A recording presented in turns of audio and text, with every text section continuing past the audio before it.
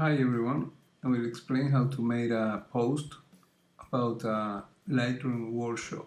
I took a screen capture showing the marvelous things I will do, and then I will select the type tool in order to make a title for the workshop, and with the proper tool I will refine the label using the space between lines and between letters.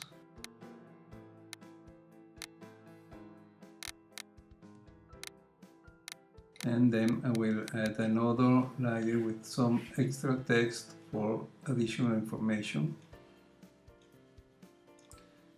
And with the same type tool I will refine the text.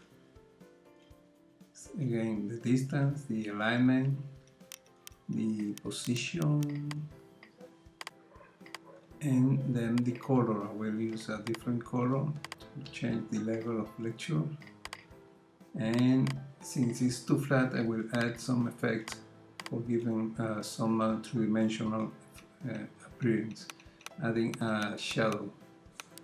I will refine the shadow, and I will do the same with both labels, the top and the bottom one. Okay, later on, I check everything is fine, and I will save as a PSD to keep, in order to keep the layers for later editions. Then I will check the size and the resolution for web, and I will save it as a PNG,